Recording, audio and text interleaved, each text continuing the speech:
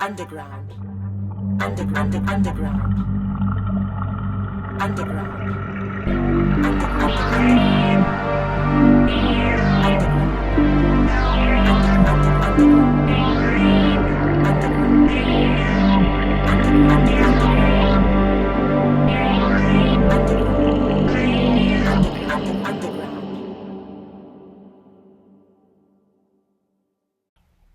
Greetings, surface dwellers. My name is Michael. These are my chthonic musings. Today we're going to be talking about fun, not just one type or two types, but all 8 types of fun. I hope you enjoy it. For my first video of 2026, I decided to touch on a topic which is not new, but really struck me at the time and kind of stuck with me, and an idea that I use often in developing the games that I put together. And it's a topic that I haven't heard for quite a while, and so I thought I'd start the year off with this one, the 8 kinds of fun. If you're not familiar with this, hopefully you'll find it interesting and useful. And if you have heard of it before, maybe it'll be a little bit of a refresher, something to say, yeah, I remember that. Back in 2004, an academic paper titled MDA, A Formal Approach to Game Design and Game Research, was published. And while it discusses games broadly, and I think was kind of targeted or of most use to the video game industry, the tabletop RPG community did eventually take notice and reflected about how these ideas could be of use to us in our games. The MDA, in the MDA framework that this paper is discussing, stands for Mechanics, Dynamics, and Aesthetics. And the paper defines these terms as follows. Mechanics describes the particular components of the game at the level of data representation and algorithms. Dynamics describes the runtime behavior of the mechanics acting on the player inputs and each other's outputs over time. And aesthetics describes the desirable emotional responses evoked in the player when she interacts with the game system. Later in the paper, under the heading Aesthetics, it says the following: what makes a game fun? In quotes. How do we know a specific type of fun when we see it? Talking about games and play is hard because the vocabulary we use is relatively limited. In describing the aesthetics of a game, we want to move away from words like fun, in quotes, and gameplay, in quotes, towards a more directed vocabulary. This includes, but is not limited to, the taxonomy listed here. And then right below that, a taxonomy of 8 specific aesthetics are listed. And against the wishes of the authors of this paper, these aesthetics were relabeled as fun and became the 8 kinds of fun. If you're interested in the original paper, one of the 3 authors, Mark LeBlanc, still has a website up called 8kindsoffun.com, and from there you can see, you can download the original paper, which is only, I think, about 5 pages or so, if you want to read the original academic work. And there's also some links there to related lectures from the academics. I'm also listing here on the screen some blog articles, because this is, like I said, this is not a new topic. Some blog articles from back in 2014 from the Angry GM. He had put 2 articles out at the time in January and February of 2014 about the 8 kinds of fun. And this is where this idea first came to my attention. And then later there was another article that I came across on the same topic from the Gnome Stew website. But even that article is almost 10 years old. That's hard to believe. So all those URLs are listed here for those that would like to go back in time and read them on the websites. And they're worthwhile reads because fundamentally the nature of humans and play and fun has not really changed within the last 10 to 15 years. Our first type of fun is sensation. Game as sense pleasure. Now our game is basically a game of people getting together and talking to each other, and occasionally rolling dice or some other randomizer. But we do love to incorporate all kinds of senses into our games. For the visual and touch, we can incorporate handouts into our game, such as, here's the map that your character is given, or a letter from the Baron, or it could be just showing a picture of, and this is what that tentacled monster looks like. We can have music played at our tables, at a low volume, or just ambient sounds. There are a number of different websites and such that can produce the sounds of a tavern or the sounds of a cave or a thunderstorm. And I won't go into too much detail on each of these 8 types of fun because I'm just trying to get the gist across, and I think you know what I'm talking about. But I will say for each of these types of fun, done right, it can enhance and be a very pleasurable or enriching experience for the players. They can also, in an inappropriate circumstance or done improperly, be a detraction from fun.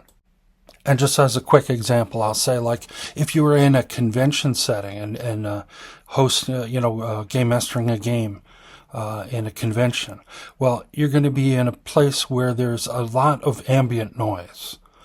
So bringing music and playing that, or portraying an NPC that is very soft-spoken and sinister, isn't gonna play well in that environment.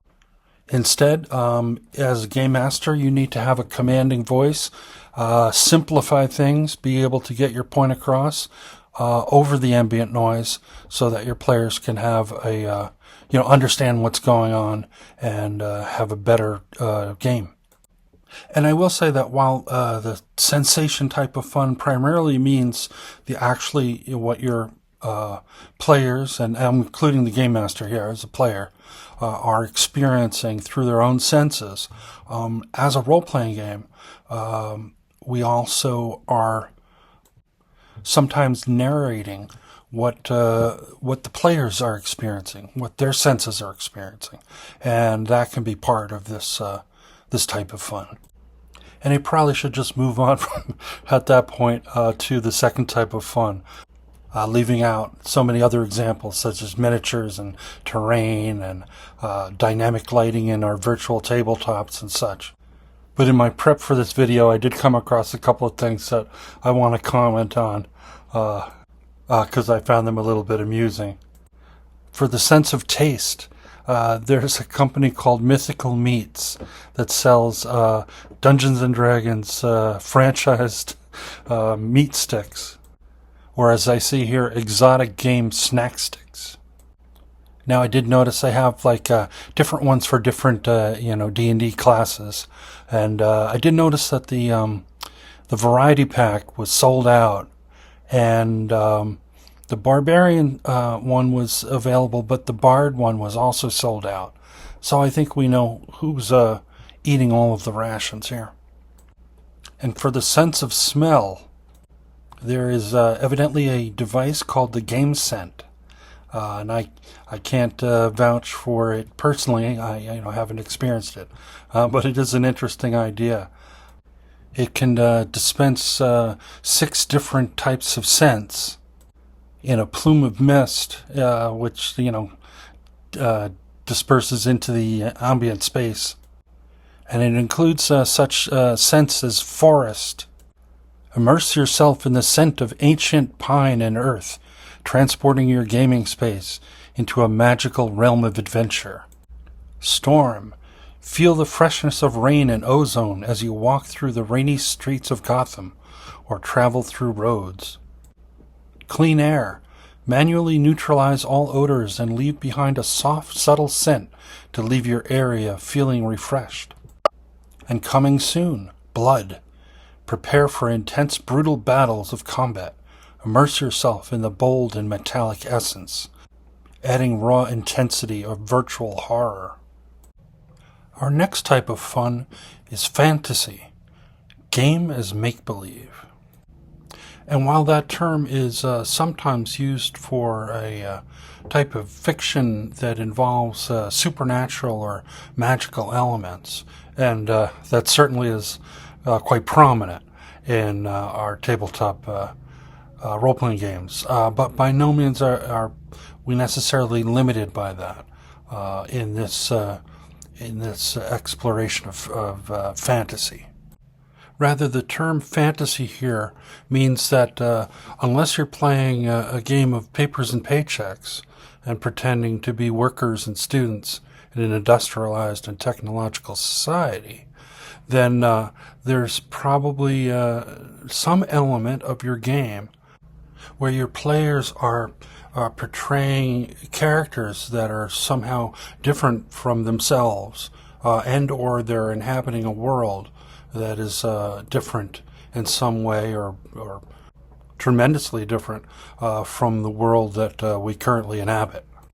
And so, besides games set in worlds with elves, dragons, and fireballs, we also have games set in our own world, maybe, in the past, like Gangbusters in the 1920s, where you could be gangsters or law enforcement or hard-boiled detective or even a tenacious reporter.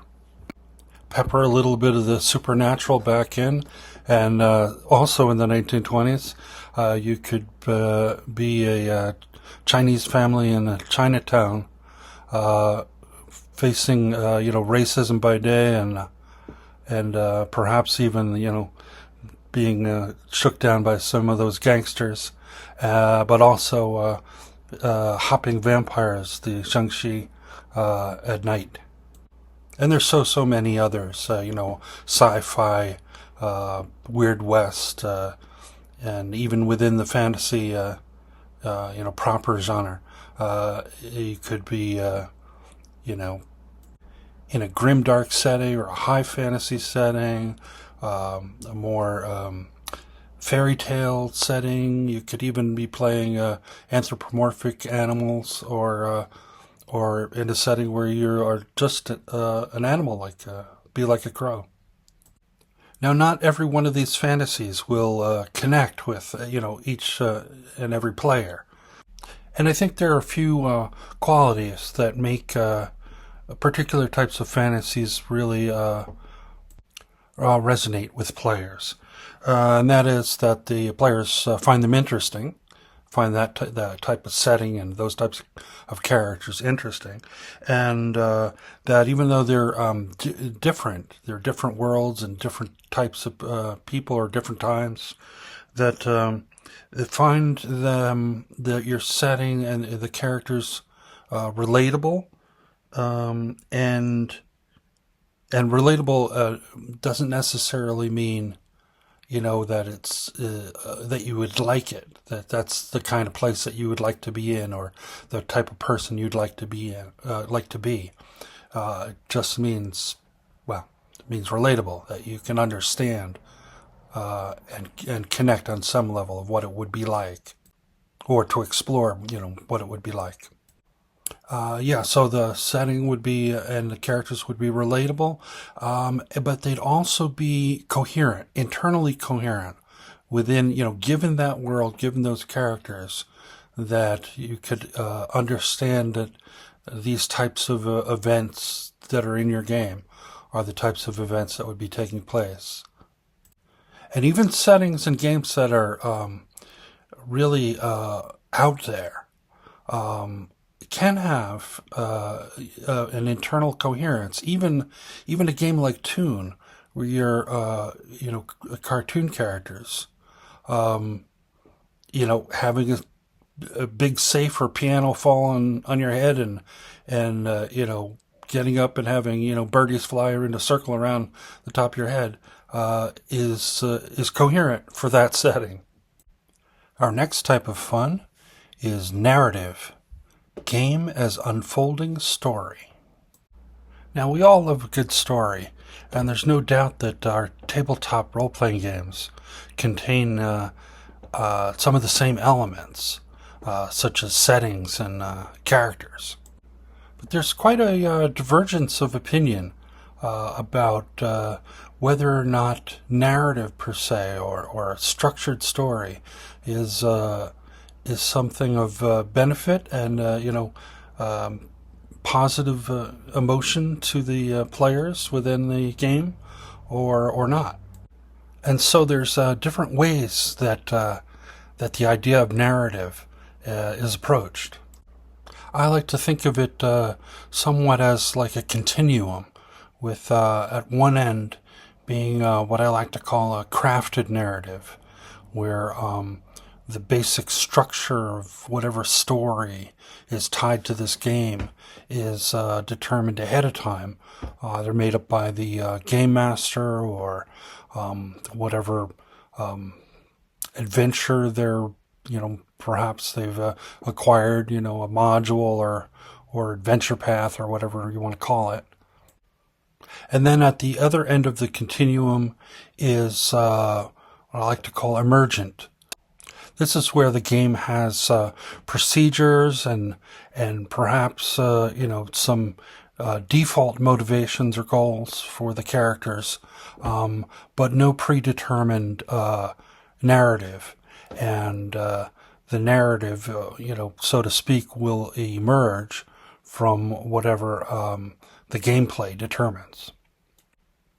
And there are a few other, names given to these, two ends of this continuum. For the more structured, crafted narrative, terms like story game or linear adventure. On the other end, the more emergent type is often called sandbox style playing. The first role-playing game, Dungeons and Dragons, wasn't even called a role-playing game at the very beginning. It called itself Rules for Fantastic Medieval War Games, campaigns playable with paper and pencil and miniature figures. But the structure of the game and the fact that each player was playing an individual character, and the procedures of the game that would allow for increasing tension and relieve tension and meaningful choices being made during the game. Even though the original motivations of just acquiring treasure from the dungeon and confronting monsters and either having to do battle with them or carefully avoid them or otherwise outwit them, to contend with dangerous traps and tricks and such, led to emergent stories. People would remember in these fluctuations in tension and the successes and failures and these sequence of events would lend themselves to stories, to narratives. Afterward, a variety of different types of goals of defeat the Dark Lord or take down the Snow Queen or close the rift between our world and the bad place, or find out who's behind agitating the giants and having them raid our farmlands. And in general, trying to shape these this adventure, this game, into narratives that were similar to the inspirational stories that fueled these settings and these characters.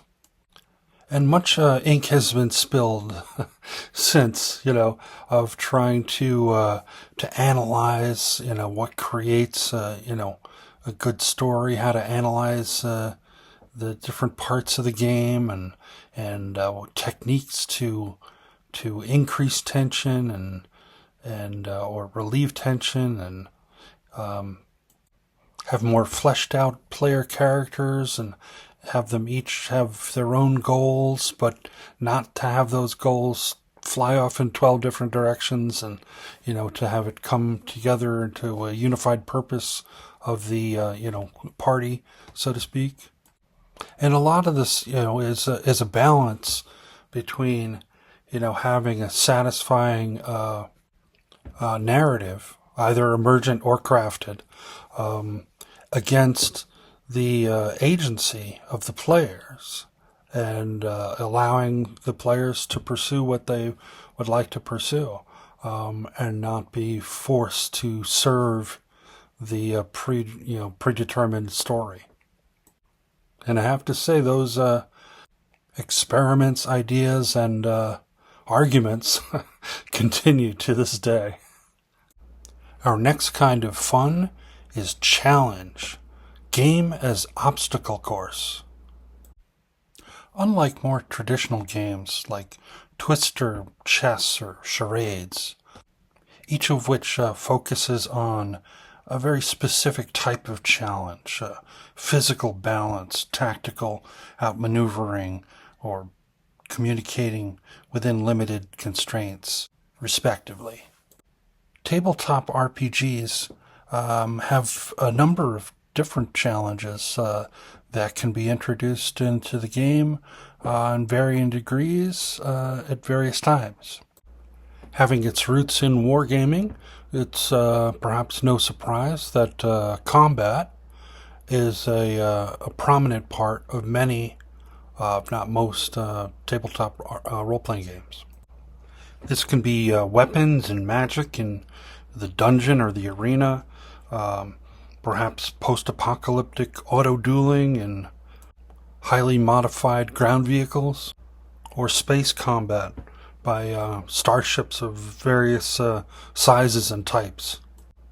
Chases are also related challenges where the players can either be the quarry of the chase, trying to ditch their pursuers, or they could be the pursuers, the hunters, trying to perhaps capture or kill their quarry, or even maybe trying to shadow their quarry, pursuing them while remaining undetected, so that they can track them back to their headquarters.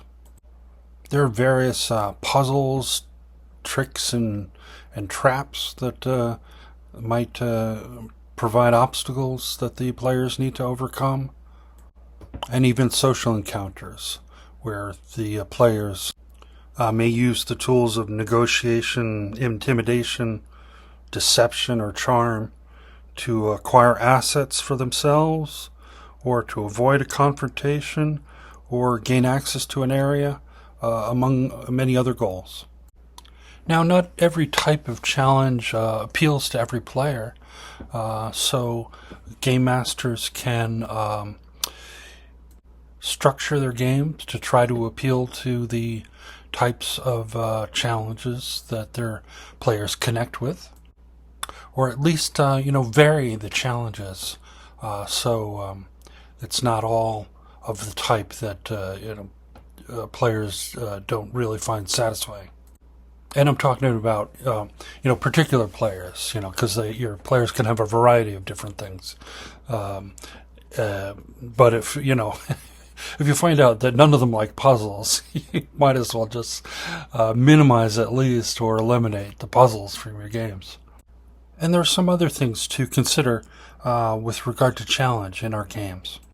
One is whether or not you're challenging the skill of the player or the skill of the character in developing a solution to tackle that challenge, or actually executing on addressing the challenge.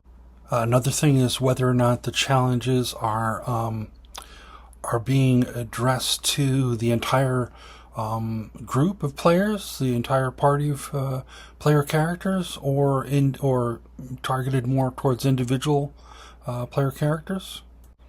And if they're more individual challenges, are you, passing that around so that you're addressing each of the players over the course of an adventure? And if it's something like combat where it's structured so that, each character does get a turn, how long are those turns taking? Is it forever? Are your players like kind of zoning out because it's taking forever to come back to their turn? And on a related topic, when it's another player's turn, are they invested somehow in paying attention to what's going on, or not? Or is it just like a series of individual choices going around, and it comes back to them every 15 minutes or so? And lastly, I'll say, is there a defined failure state for each of these, or failure consequences for each of these challenges? If not, if there's no possibility of failure, then it's not a challenge. Our next kind of fun is fellowship, game as social framework. This source of emotional enjoyment is pretty easy to understand. Sometimes a good portion of the fun of the game is just to be together with your friends. And in fact, quite often the gathering together with your friends is your primary purpose, and the game, it just happens to be something that you decide would be fun for you to do together. Now, because of the nature of tabletop role-playing games, and the fact that they can be strung together into campaigns and essentially, unlike any other game, doesn't necessarily have an end, a completion point. So these games can be a source of shared experiences between you and your friends, shared stories that emerge from those experiences. And that can really add to your enjoyment of the game. On the flip side of that, though, it can also be a little bit of a barrier to new players that you're inviting in to join you in the game. We can often develop a series of from those shared stories and such, and certain inside jokes and things that we've experienced that new people coming in are not aware of, and might find that they need a little bit of assistance to get integrated into that and to get to know the existing players and the shared stories up to this point. They may need a little bit of previously on this game kind of introduction, and a little bit of patience. And the last thing I'll say on this is that sometimes you'll have players that are very quiet at the during the playing of the game, and don't seem to be participating as much. This can be problematic as well. Certainly, if they're disruptive, that can be problematic. But otherwise, as long as you're giving them space to participate at the level that they'd like, and you're not playing, there are certain games that kind of demand, full participation from everybody, but not every game does, and sometimes the quiet player that just sits there and does their thing, can be just enjoying the company of the other players. And as Sam Rockwell's character in Galaxy Quest, Guy Fleegman, said, I'm just jazzed about being on the show, man. And occasionally the quiet players will surprise you and yet will fully participate in a time where you weren't expecting and give you a little bit of a pleasant surprise. Our next type of fun is discovery. Game as uncharted territory. Our tabletop role-playing games are all about discovery. Exploring dungeons and cavern complexes, trailblazing through shadowy jungles, asking questions like, what's in that tower? What's in that hole? Who are all these people? And what kind of motivations do they have? And, who's cooking up some sort of sinister plot? And what happened to our telescope? And where did that planet go? And myriads of other questions that the player characters will ask and take action to try to find the answers to. And as the players are acting through their characters, the other players and the GM can get to discover also a little bit more about their character.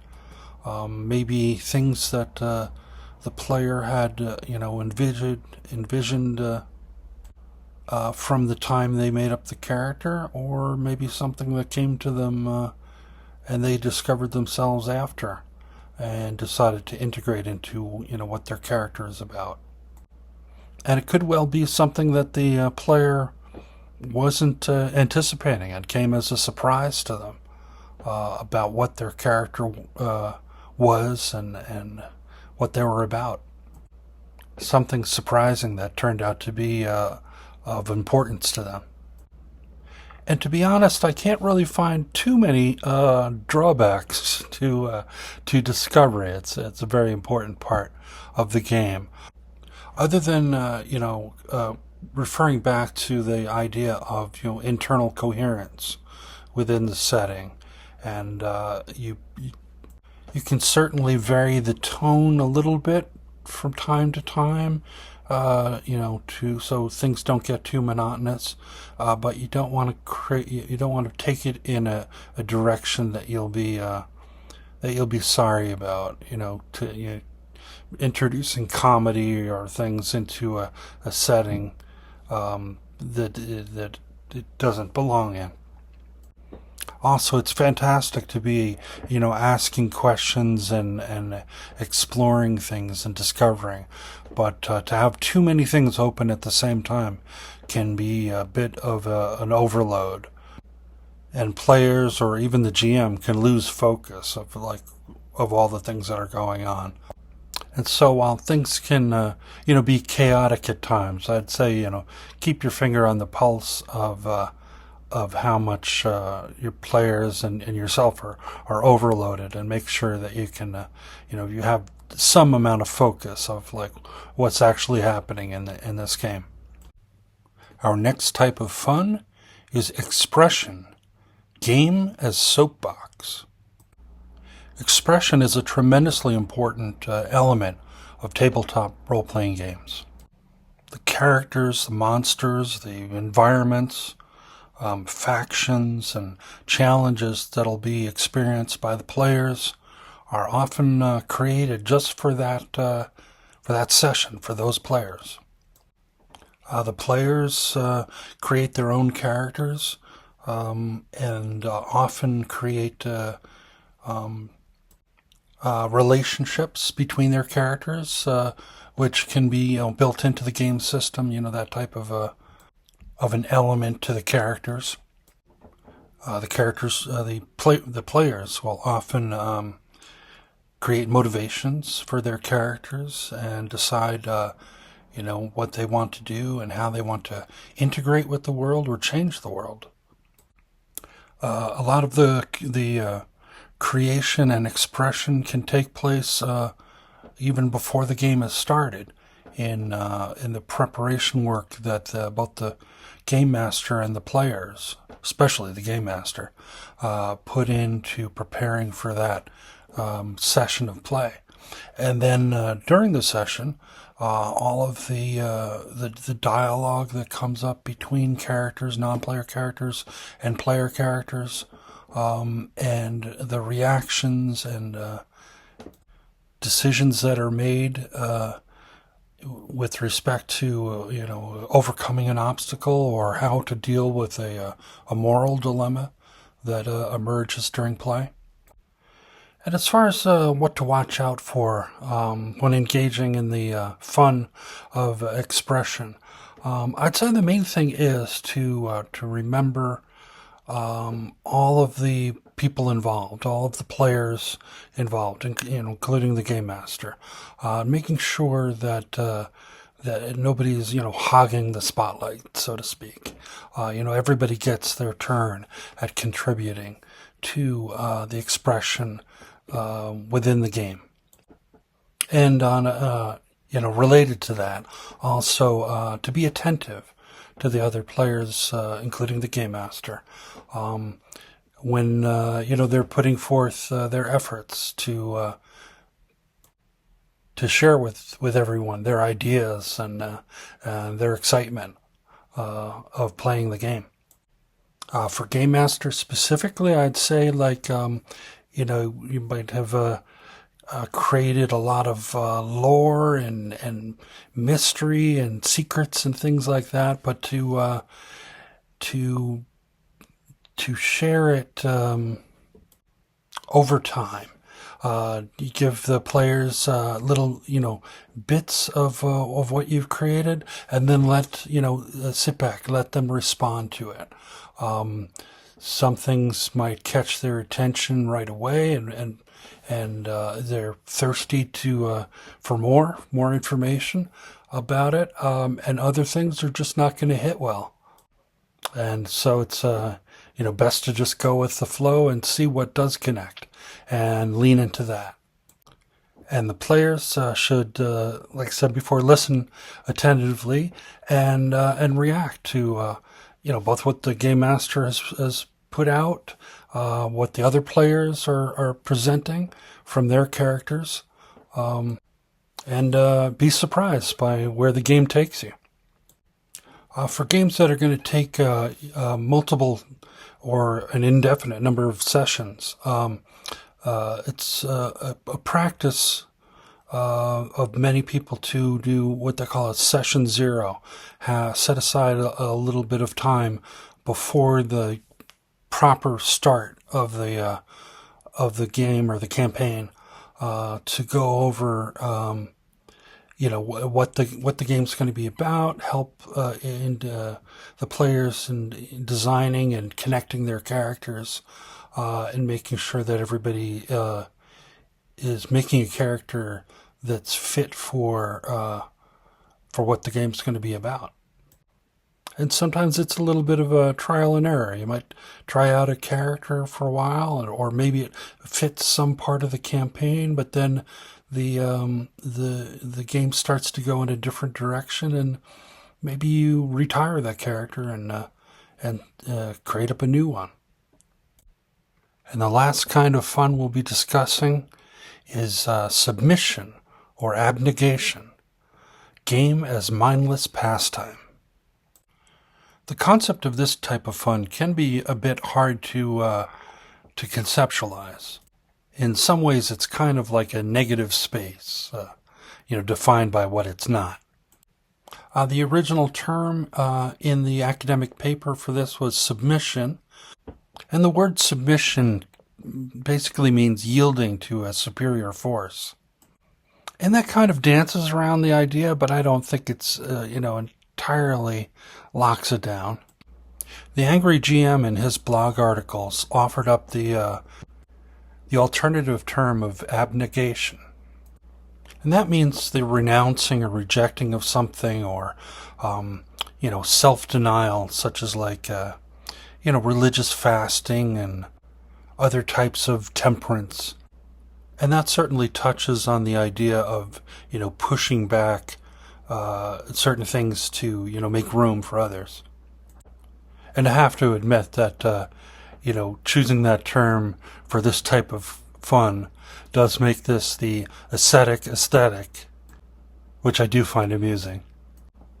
And the framing of this as a mindless pastime is a bit much for me. I prefer like maybe low key pastime. Certainly it's not devoid of any thought at all. Let's say it's more like cruise control for the brain. So what does this look like in our games?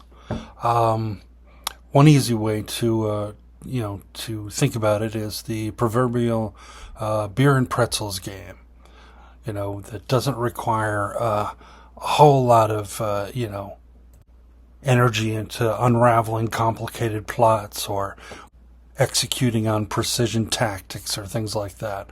It's basically like you've had enough conflict and problems and focused thought in the other parts of your life, and now it's just time to just like I said before, put your brain on cruise control. Pour yourself some drinks, get out the Cheetos, and roll some dice. One room is orcs, and then it's giant rats, and then skeletons, and nobody's really trying to figure out how this all makes sense, or what the ecology is, or what these creatures are doing when the adventurers are not there.